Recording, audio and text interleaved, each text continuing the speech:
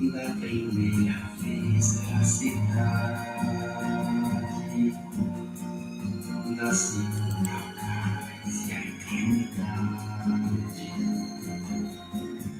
Amor, eu já sei, da onda que se ergueu no mar e das estrelas que esquecemos de contar. Think we are. Quando se deixa surpreender. No, bam, izulu linetha nje. Ithi angiqhamuke nokugqugquzela nje okungatheni. It's just a bit of motivation. Lalela when uthi you're about to begin your journey, because I'm out of your emails now, and it seems like Indlela have been called, and niyabuka ukuthi how leli khehla lakhuluma ngalento le sakusiqwashisa sakusikhalima. Cha, ngiyafisa nje ukuthi ngithi kini yazi ninenhlanhla kakhulu ngoba I think for generations now abantu abaningi abazange babe nanenhlanhla ukuthi bathole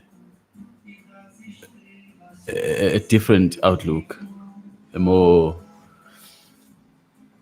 detailed outlook into what happens in the spirit. Izinto eziningi zenziwe on presumptions and superstitions. Indlela yakho in the beginning of journey. Ngithi kuwe, the journey is not easy. Whether you are embarking on a new relationship, you are embarking on a spiritual path, or you are going to school or whatever, there's no journey elula. Now, bazongixoxela iy'ndaba ezinde ngokuthi how bekezela and all that stuff. Yeah, sure, baqinisile. It's not about the destination, it's about the journey. Yeah, bayakusho. I don't know what to tell you. Into engangitshela yona ukuthi le ndlela yezinto zikamoya ithanda ukuba likhuni. Particularly ngoba it will involve a lot of self-sacrifice. Ukudela izinto zakho kade uyihlelile. You might be in a place where things are going the way you want in life, which is rarely ever the case. Usebenza kahle, relationship right, unemoto zikanokusho, nomuzi kanokusho. Yonke into kahle man, but sekuthiwa manje hamba uthwasa. And uyabuka manje semele ngiyeka impilo yami kade sengiyiklabele yona ngayisebenzela kanzima and go and do this thing. You go through that. You are supposed to go through that because this path is the one of self-sacrifice. That's why I make it a point on these videos, on this channel, to always try and make you see and check what before you take a step if self-sacrifice udedele i-routine yakho, udedele impilo yakho uyisebenzele kanzima. Check kuqala ukuthi is it for the correct reasons? Ngabe ngempela lento ikuwe noma ngoba I'll tell you what. Ekugcineni kosuku empilweni vele you will encounter ukuthi ulahlekelwa. Into nje ukuthi uyakhula. Kanjalo ke nakule indlela kamoya ukuze ukhule kuyona, you will have to make some self-sacrifices. You will have to let go of some of your diet tendencies, izinto othanda ukuzidla. You will have to let go of izimpilo zakho oziphilayo ebusuku ngoba niyathanda nokugroova ninjalo. Yebo bantwana ngiyabona, siyabonga ukuthi nikhona la emseni. Hhayi cha, abantu banedatha. Hhayi kuyangijabulisa lokho. Yeah, you, you, you will have to lose. You'll have to make a lot of self-sacrifices. Especially if, yabona kule path, khona ipath ethiwa finding inner peace. You are not going to have inner peace ukuthula ungaphakathi kuwe ngeke uze ukuthole emhlabeni until you let go of everything.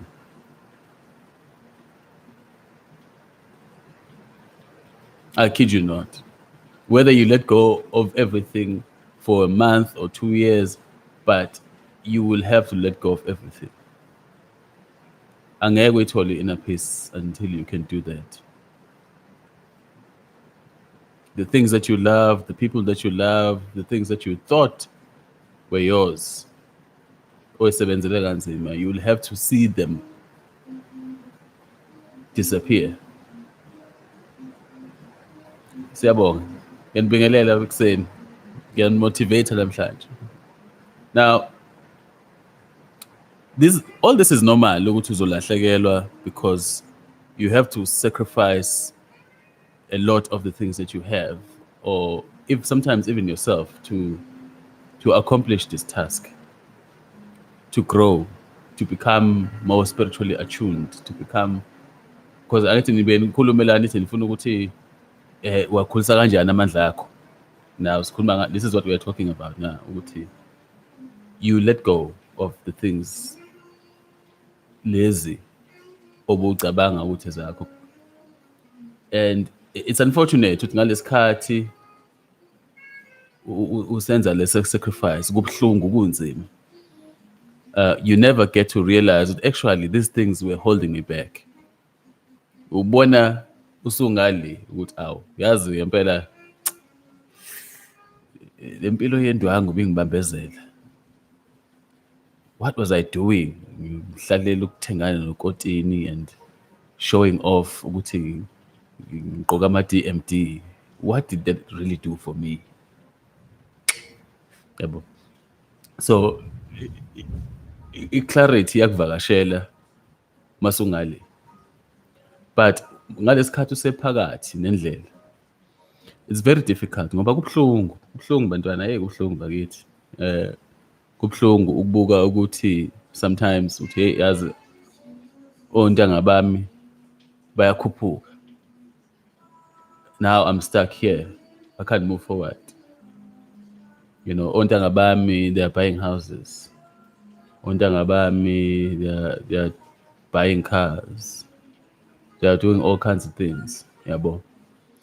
And you know ukuthi yazi labantu besihamba on the same level nabo. Sometimes uthola ukuthi yazi abantu bengibahlula ngisho nasesikoleni. But look at me. I'm stuck with this thing. Ukuthi fanele manje ngiyogqoka nelokhuzana nendwangu ey'bovu. Busy la namabhayi la ngiphathe namadlawu. Impilo iyaqhubeka le. Abantu bayahamba. Yabo. Sekuthiwa ngize ngizohlalela ethembeni lokuthi hayi yazi this is just a phase. Uzophumelela kangcono uma ungayilungisa lento. And it becomes even worse ngoba you find ukuthi most times there's no thing yokuthi uzothi masuqedile izinto zakho zi-improve.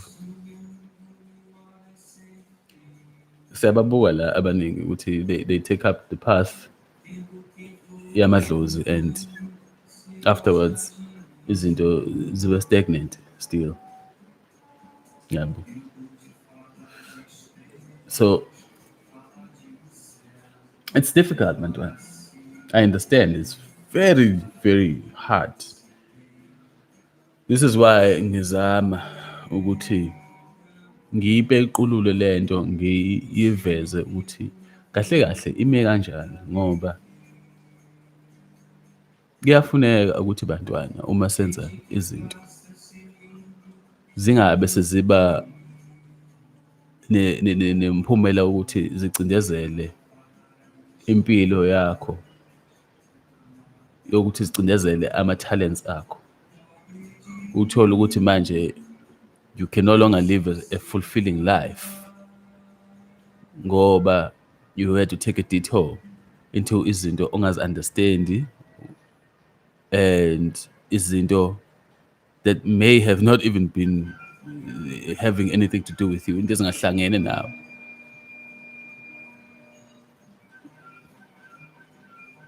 because ngiyabona nala ukuthi abanye benu end up in these situations but actually it's not what you were here for akusilona ubizo lakho yabo njengabanye kade bekhala la ukuthi banethunya kodwa manje lokhu bebizelwe emasontweni kodwa bayazi ukuthi yazini this thing has nothing to do with the churches. Now think about umuntu who does not have that sensibility ukuthi yazini this thing doesn't have anything to do with the church ahamba ayohloma khona esontweni and they become slaves to the church and uyabona ukuthi impilo yabo ayiqhubeki.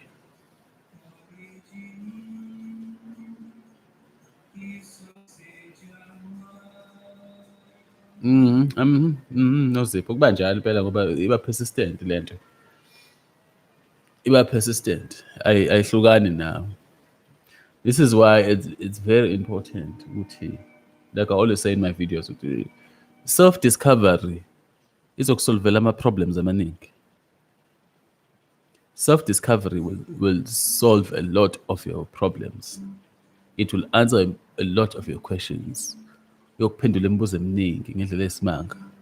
Once you know ukuthi this is me, this is who uNozipho is, this is the power of uNozipho, this is the gift of uNozipho, this is mine.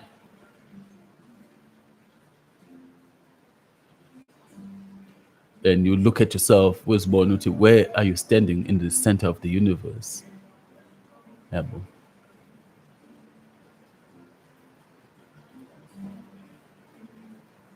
Pitch black.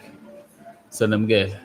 Yeah, so you sacrifice a lot of things to go into these paths. This is why I take up an exception kulabantu laba abathatha igubhu baphehla iy'ngane zabantu ukuthi zizothwasa zingenalo ngisho nale gift of the spirit yabo udonswe izizwe nje uhamba uthwasa kanti awunalo naleyo nto leyo ukuthi labantu bakhohlakele kabi ngale ndlela yokuthi they don't realize just how much of the sacrifices one has to make to even do the thing. Uphume kwintweni yakho okade uthi uyayenza phume udonswe izizwe lezo uhamba uthwasa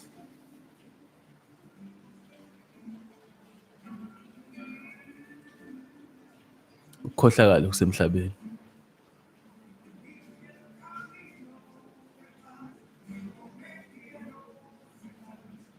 Uphume into enade uyenza uhambe uba busy lapha esontweni uchathana nabantu.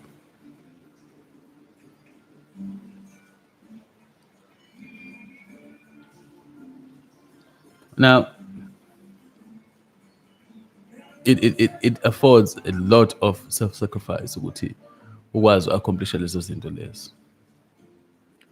And it's very important ukuthi wazi ukuthi when you decide to embark on a journey,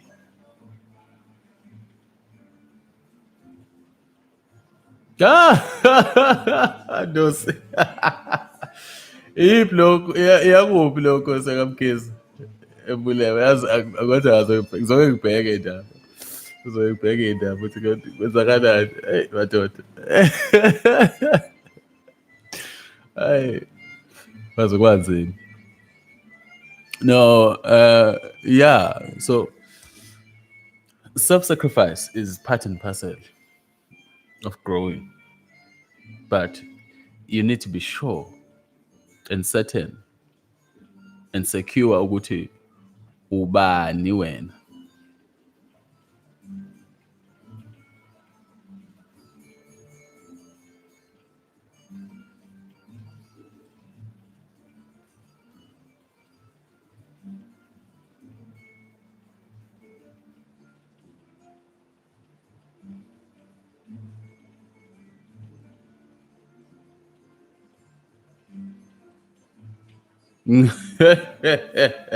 waphindela ngenxa yethikithi le-1,000.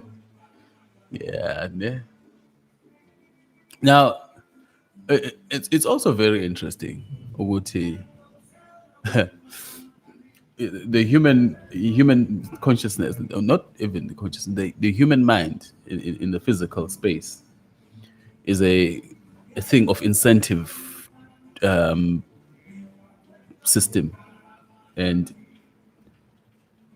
yabona, human beings are very easy to manipulate as long as you can incentivize them.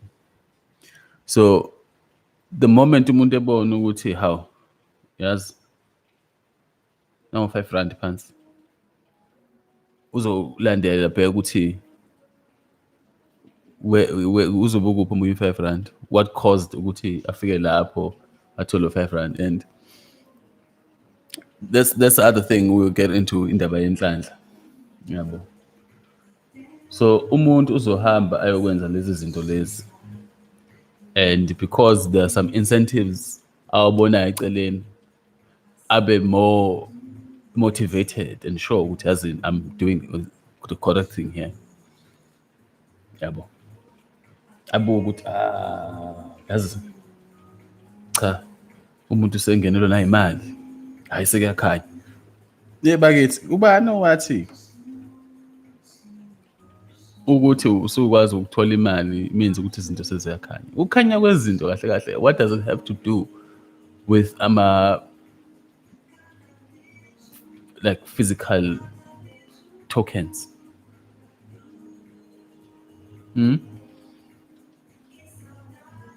Because we see a lot of people about phila kahle ngala, and we have to send them back mabefika ngale, because izinto abantu abangcolile nje, awukho ukukhanya kubona, but they have everything la.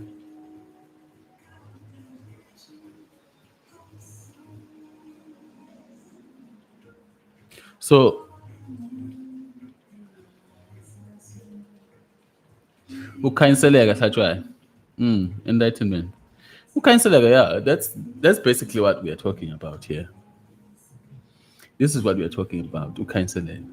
Like, the reason why I'm able to have clarity on so many different things, you could call that enlightenment. That it didn't happen overnight. Yabo.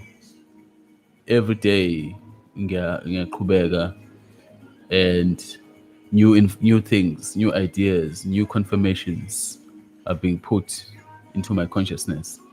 Yabo. And the other thing about enlightenment, Lokuzan, you need to be very patient. So the creator of the universe said to me once, Uti, yabona ulwazi lufana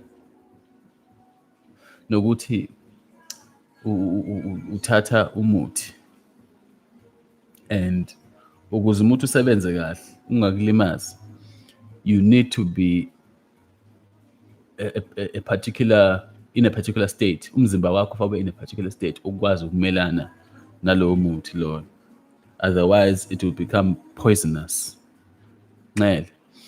So wathi the reason why I can't just funnel every piece of knowledge into you at one time is because your mind will not be able to take all of it at once.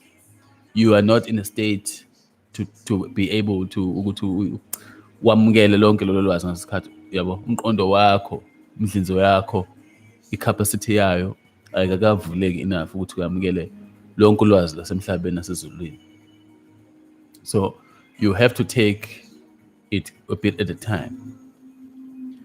Khona information eyandulela enye information, yabo, ulwazi olwandulela olunye, ukuthi right uzokwazi ukuphendula ukhiye wemoto uyidumisa. That is the first part. You have to know that before you are able to manipulate pedals. So ulwazi nalo has to come in a very methodical manner, ku-interlock pieces kahle. Because if ngenzeki kanjalo, then ungahlanya nokuhlanya, because you got to know something ongekho ready ukuthi uyazi. Yabo. It was very mind blowing to learn that ukuthi yazi you can't know everything at once.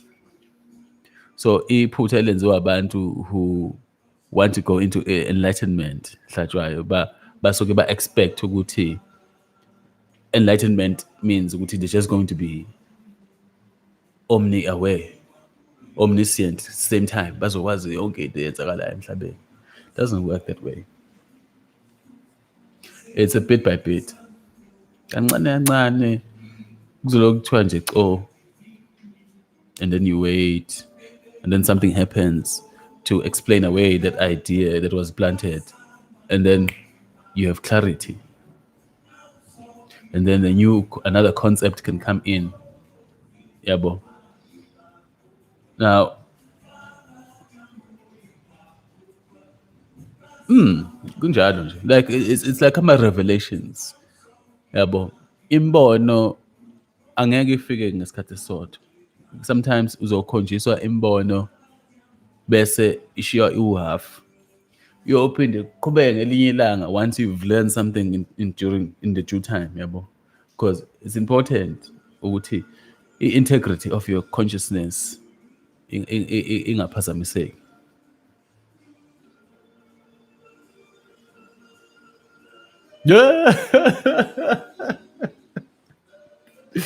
Wedloko bazoqeda.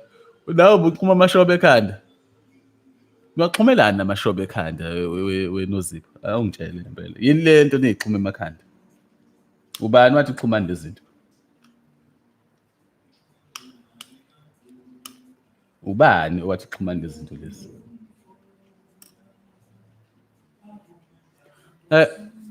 I always have an issue with women and white people in this regard. Ukuthi laba babayithu, they think ukuthi they need to improve on something eyenziwa umdali. I don't understand. Why do you feel like you need to improve on something eyenziwa umdali? Are you saying ukuthi umdali indlela enze ngayo is not perfect? So kumele udwebe amashiya uxhume amashobe emakhanda? Niyadelela nje yazo. Kunje ngoba abantsheli labantu beni laba abafundi. Niyadelela. No, trying to fit in for who? Cha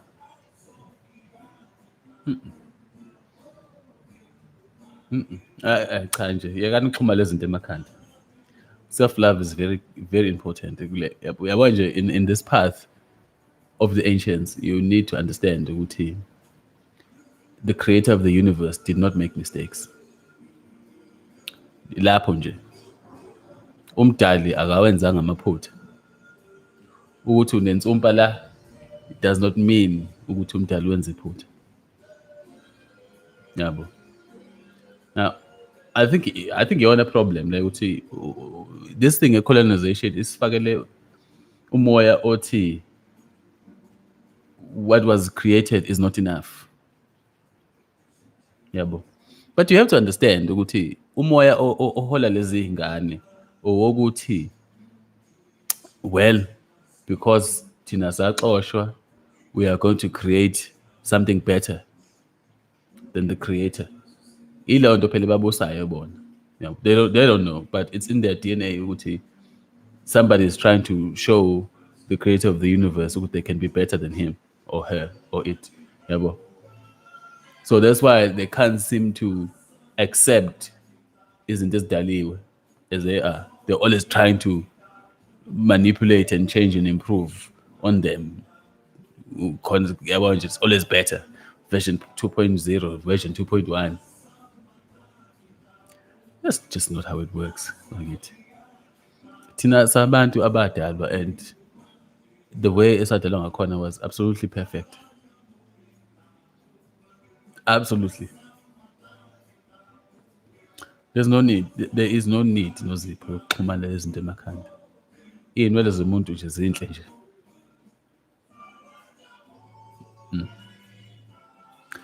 But-ke sothini ngoba nitsheleki. Ngiyazi nje khona abazongizonda uma bezwa ngisho lento le. But again, I think amadoda kodwa angayilungisa lento le hlatshwayo ukuthi lezi ntombi lezi exhuma amashoba emakhanda sizizibe.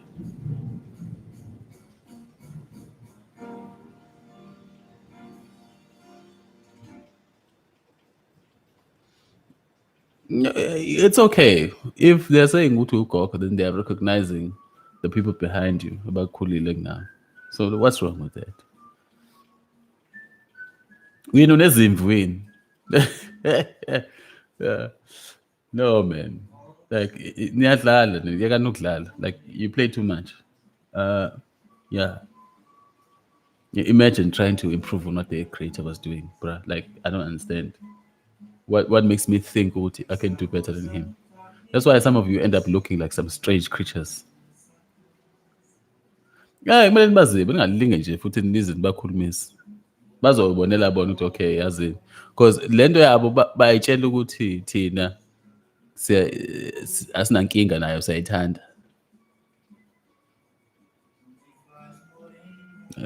No, I haven't met a man who actually gives a damn about these things. We don't care about these things. For us, like we just don't understand it because you have to take these things off. Masisizekhaya. I have to see umqothuko la usuqothukile la esiphongweni. Kumele ngihlalele la. Suke sekuphi ukufaka ama-week. Ngoba phela uzofika endlini lapha ukhumule leli sokiso olifaka ekhanda kusala imqothuko lo.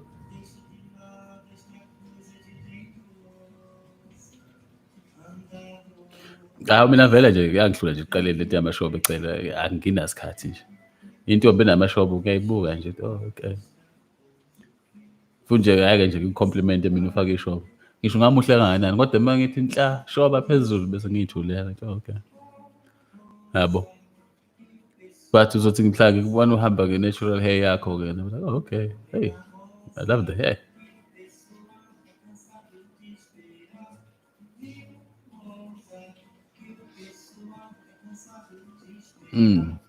You have to accept that, Nozipho, ukuthi you are not alone.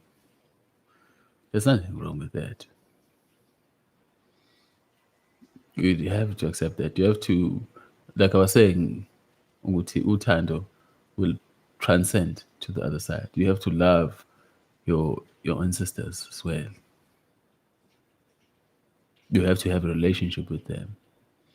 Ekhombisayo ukuthi yazini, there's a mutual affection here. Your guides, ama-guides akho abalulekile ukuthi ube nobudlelwano obuhle nawo. Banjalo nje. Same thing goes with your servants. Your servants as well now. Faka ube nobudlelwano obuhle nabo. Yeah. Even in the physical space. Ungathi unabantu osebenza nabo noma bayisebenzi zakho bese uba-treat with the mentality ukuthi bazisebenzi. No, ba-abantu kuqala. Yabo.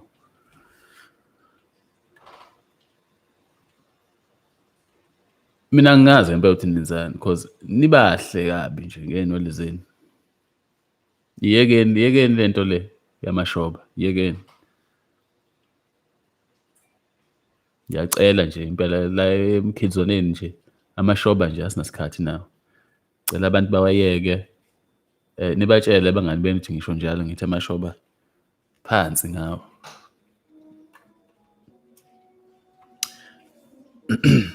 Yeah. It's very fun when Mudiba ukuthi as much as as religion has become a thing that is antagonistic towards our ancestors and the spirits of the ancients. You find in the same book about Shumaila ngayo. You see that Jesus fellow in Matthew, I don't know what. One of his disciples saw him ekhuluma no Moses. And if you look at that situation, Moses would have been an ancestor. Yabo. So nangu Jesu ukhuluma nabaphansi bakubo. And then they tell you ukuthi wena ungakhulumi nabaphansi. Amadimoni lawo. Like khona into eyenzeka la engazi ukuthi ngempela ngayichaza uthini. Like the way clarity imbalekele ngakhona, I don't know ukuthi nganisiza ngani bakithi. Like abantu bakithi just because yonke into ingaba phambi kwabo, but they just can't seem to connect the dots. They just can't.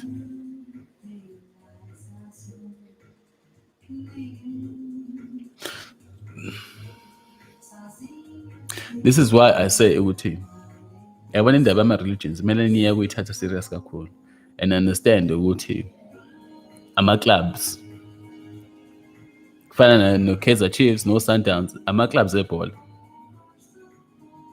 yabo. It's not something you need to take serious. It's not how you're going to inform your relationships with each other because nisuke nithathe lama-clubs lawa bese ni-inform indlela eniphathana ngayo. Niyacwasana manje because hayi lona akasindisiwe, hayi lona akasili wrong, lo sayoni into egubhu le yabo. Uzuze nabanye abafundisi la beshumayela bathi hawu igubhu zasathane.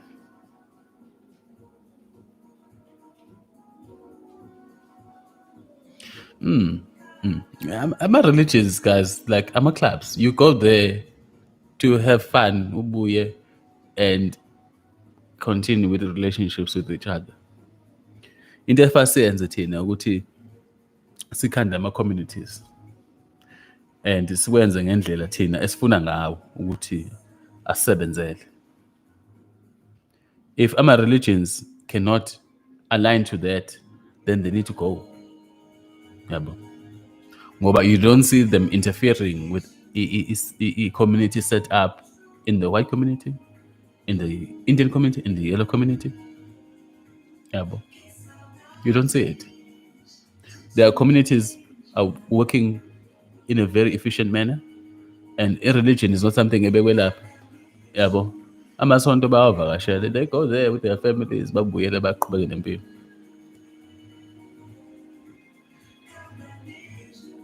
Yeah. Baxosha ngalelo dlogo abakithi.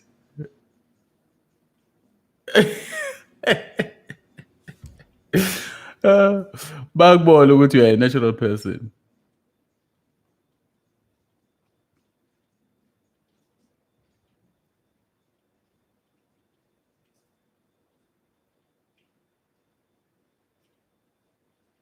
Injalo Mahlangu, vele.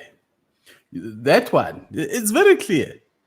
Even that one, yeah, John, who had a vision, had visions. Waba nama visions. Wabhala ama-revelations impela nje. Incwadi embili. Ama-visions asezulwini. Nangu no Elaya ethathwa yilokhuzana. Umkhumbi mkhathi. I-chariot. Wahamba ezulwini wanyamalala. Phindanga watholakala. Yabo. All those things. It even goes back even further. Ukuthi nangu was it Isaac? owathiwa akalukhuze akasacrifice indodana yakhe. It goes even further. uJakobe is wrestling with this angelic being. Yabo. You know, you talk to them, they just can't seem to connect the dots. They just don't. You know. But yes, so what can you say? Because abantu bakithi, they don't want to let go of this thing.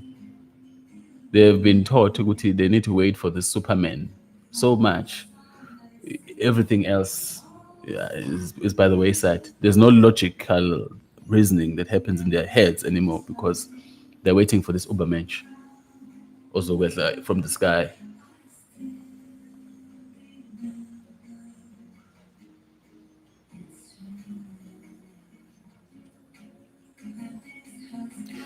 Sinegugu yazi lo lokhuza. I hear that a lot. I hear it a lot, shame. Yazi ahlezi ngizwa ngithi abantu besifazane bazenzela bona ukuthi babe bahle. And my question is this, are you saying ukuthi umdali wakwenza waba mubi yini? Is this what you are saying? Are you saying umdali wakwenza waba mubi? Sekufanele uzenze ube muhle.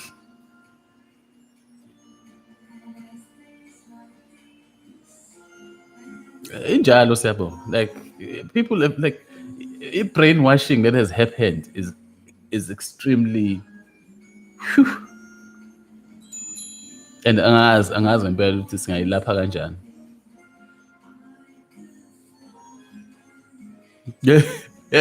Ithemba. Oh yeah, hey. No man, hey, that's it. Kudlaliwe ngabantu. Like that's the only thing I can tell you. Our people need to grow up at some point and realize what these are clubs. And you know the reason why I'm saying let's look at these things as clubs and work on building our communities is because I know we don't have communities. Yeah, but as long as we don't have functional communities, there's really nothing we can do.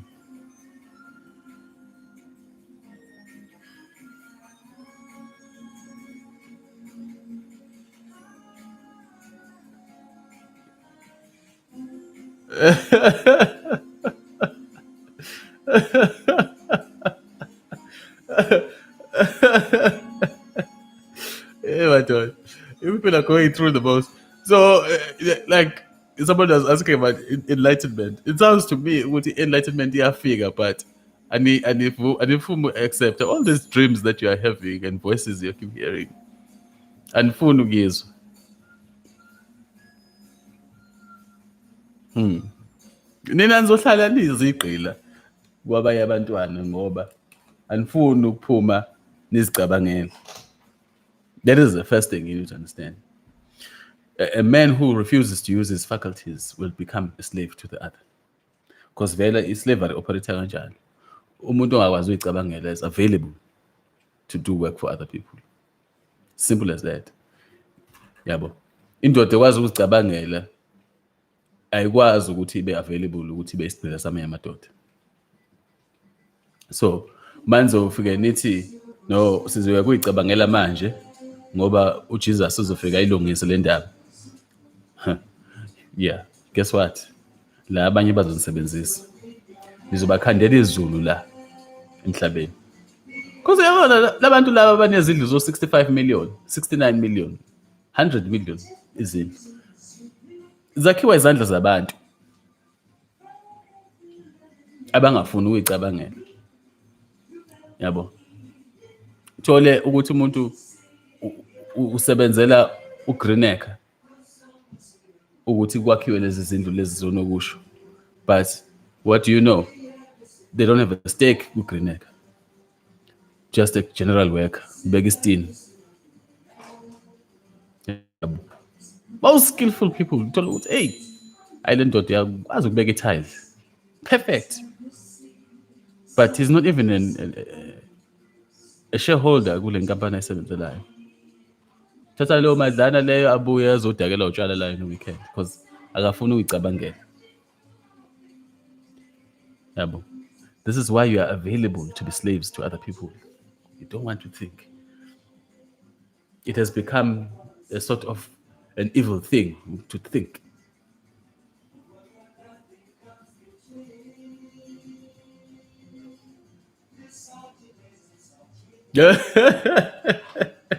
Hayi abaye emaklabhini nami. Abaye. Ya cha uqinisele lapha abaye. Ngeke sibalande.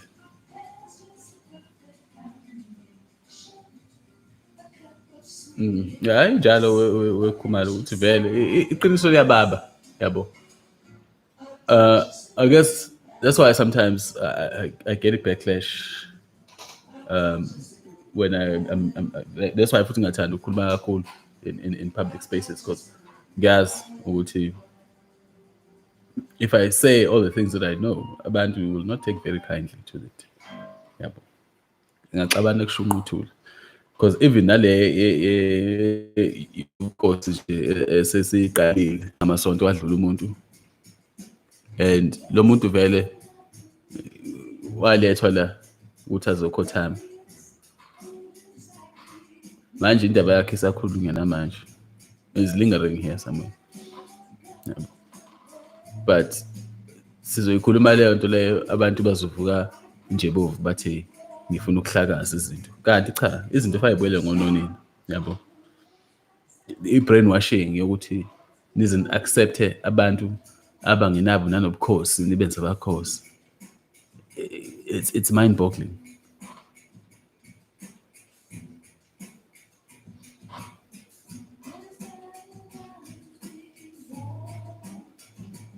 Injalo Mudiwa. They will do the most. Bayikhande izindlu zamasonto.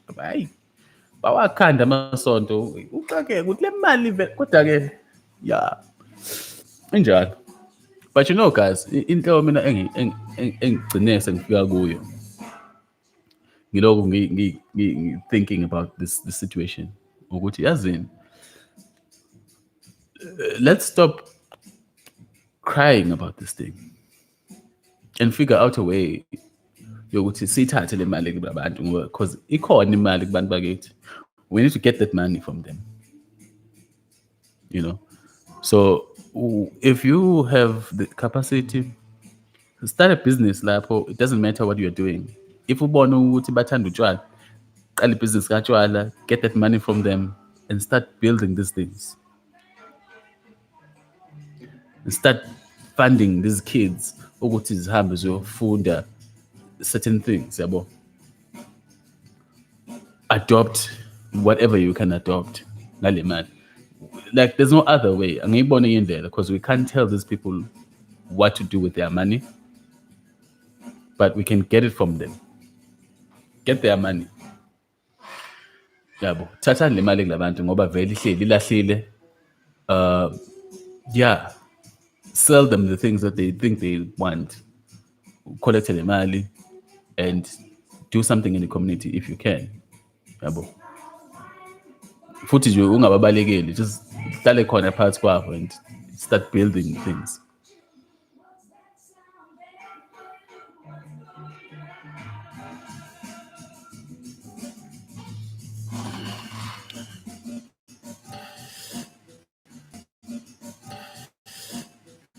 Again in Gambia, Africa.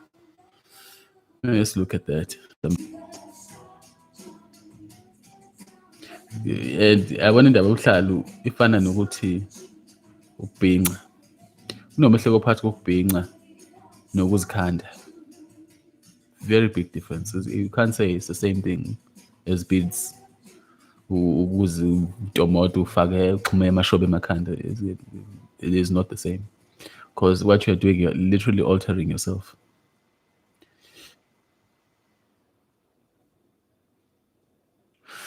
Yeah, they think they're free because but they are being allowed to participate in the spaces of other people. And they forget that they don't own those spaces. They think it's freedom ukuthi they are allowed to participate kuma institutions of learning at Kandwa Amabun. for the purpose of amabhunu nabelungu. That's why you go into UKZN, you find that actually there's a lot of institutional racism in this institution. One of the most racist institutions you can find in this country, UKZN, but no one is talking about it because they feel like because they have access to it, they are free. Pretoria University, Cape Town. Cape Town, I don't know how well they're doing right now because of Mamo Kreti. I think she's managed to do a bit of impact.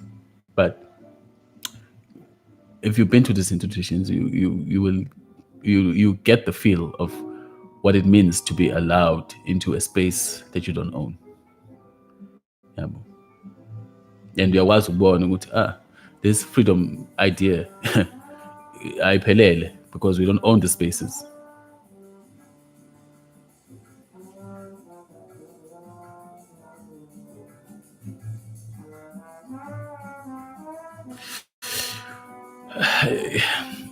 Yeah, yabo Sithembiso lapho mangithi umuntu must start their companies, ngisho ukuthi people must start their own companies. Don't invest in white people's companies because half the time uzothola ukuthi they were just doing some fraudulent thing to get money from you. Angithi bona they have realized this thing ekade ngisho ukuthi they've realized imali kubantu abamnyama ikhona and ilahlile, they don't know what to do with it. So they will come with these schemes. Khona leyo kuthiwa coin it. Yeah, bethi nithenga ama-truck engingawaboni. Yeah, like yazi imikhuba eniyenzayo. Hey. Abuka yithi le coin it lo. Anyway, so bakhandile ama-Ponzi schemes. Kuzoqhamuka enye futhi i-Ponzi scheme. They capturing money from you because they know ukuthi you don't know what you are doing with your money. Your money is idle. Umuntu omnyama, the only thing they understand about money is ukuthi fanele baspende. I used to fight with my mom kusukela kudala about this. Uma spend imali kuyaba base kuzophela like late in the month umuntu akasenayo imali yokubuyela emsebenzini. Sekumele manje ngikhiphe la ku-carry wami ngimboleke. Because they just can't stop buying things. Want to buy, buy. Even now, man, still buying. Tomnyam nezimali, and the first thing they think about is buying. They don't even care. Okay, who am I buying from? And why am I buying this? Hey.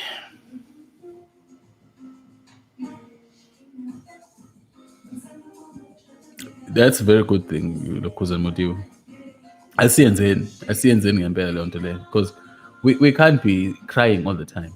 We can't be. Asikwazi ukuthi ngalokhu sikhala siyabuka ukuthi izinto ziyonakala and siyakhala about it. Let's get that money from the community. Bayawathanda amashoba emakhanda, okay, asibadayisele amashoba asemakhanda-ke abawathenge kithi. Let's capture the thing, bro. Like I don't see any other way. We capture the money because really the people who are capturing this money from our people are people who don't give a damn. Bayithatha le mali kubantu bakithi bawo-investa kuma-communities abo. Ubona ukuthi ikhohlakele kanjani le nto lo. uSteinhoff would be selling furniture to black people via lama-companies akhe. But you will see uSteinhoff only sponsoring ama-sporting activities in predominantly Afrikaner schools. I remember there was a Steinhoff banner, a Freiheit Herzog War School.